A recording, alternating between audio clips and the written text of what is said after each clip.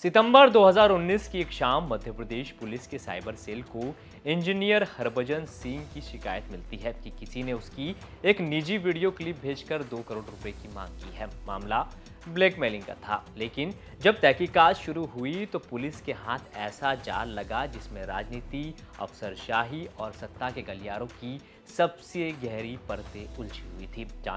जांच में सबसे पहले भोपाल में रहने वाली कुछ युवतियों को चिन्हित किया गया। ये महिलाएं अपने आकर्षक हाव-भाव और सोशल मीडिया प्रोफाइल्स के जरिए नेताओं, अफसरों और बिजनेसमैन को फंसाती थी। इनमें से प्रमुख नाम था श्वेता जैन, जो खुद को सोशल वर्कर और इवेंट ऑर्गेनाइजर बताती थी। वह ही इस गिरोह की मास्टरमाइंड बताई गई, जिसने हनी ट्रैप के पूरे नेटवर्क को योजनाबद्ध तरीके से खड़ा किया था। लड़कियों का काम था पहले टारगेट से दोस्ती करना, फिर उन्हें फंसाकर उनके साथ निजी पलों की वीडियो रिकॉर्ड करना। ये क्लिप्स बाद में ब्लैकमेलिंग के लिए इस्तेमाल होती थी। रिपोर्ट के अनुसार पुलिस को 100 से अधिक ऐसे वीडियो क्लिप्स मिले थे, जिसमें कुछ में मंत्री, कुछ में अधिकारी और कुछ में रसूखदार बिजनेसमैन थे। एक आईएएस अफसर तो इतना डरा हुआ था कि उसने विदेश ट्रांसफर की मांग कर डाली थी। ये भी बता दूं कि कमलनाथ सरकार के कार्यकाल में ये मामला सामने आया था।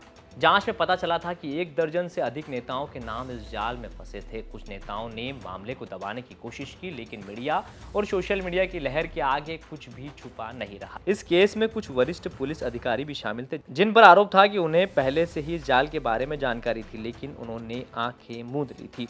कई ने लड़कियों के जरिए अपने दुश्मनों को भी फंसवाया। सितंबर 2019 के अंत तक पुलिस ने गिरोह की मुख्य महिला सदस्यों को गिरफ्तार किया।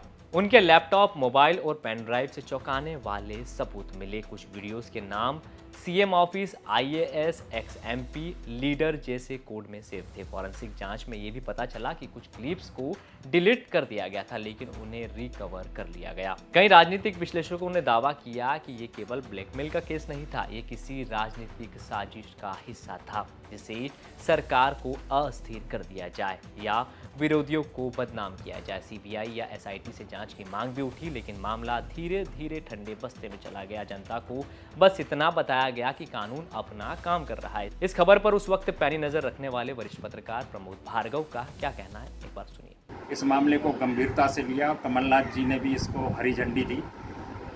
तो बाद में उन महिलाओं को गिरफ्तार किया गया और उनके घर से 14 लाख रुपए के करीब बरामद भी किए गए।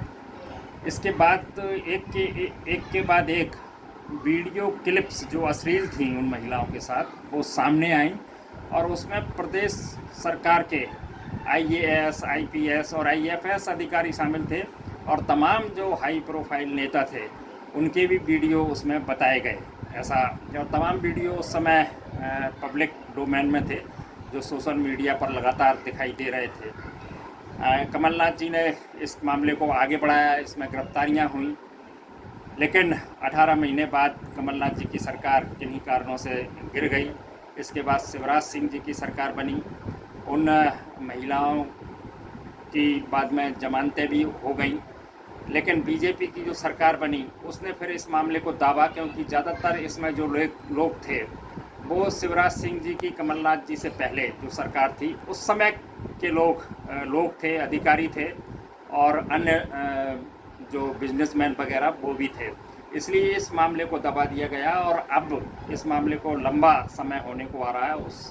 उसके बाद 2023 का भी चुनाव हो गया, लेकिन सरकार की तरफ से या कोई ऐसी गतिविधि दिखाई नहीं दे रही कि जो इतना बड़ा मामला था ब्लैकमेलिंग से जुड़ा हुआ, उसको क्यों दबाया जा रहा है या वो निर्णायक मोड़ पर क्यों नहीं पहुंच पा रहा है, जबकि अदालत में यह मामला लंबे समय से विचाराधीन है।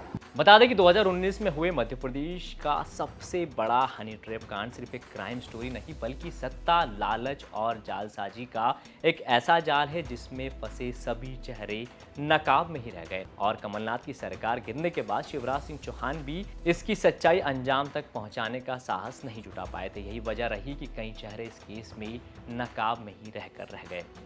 क्राइम स्टोरी तमाम खबरों के लिए आप देखते रहें एमपी तक।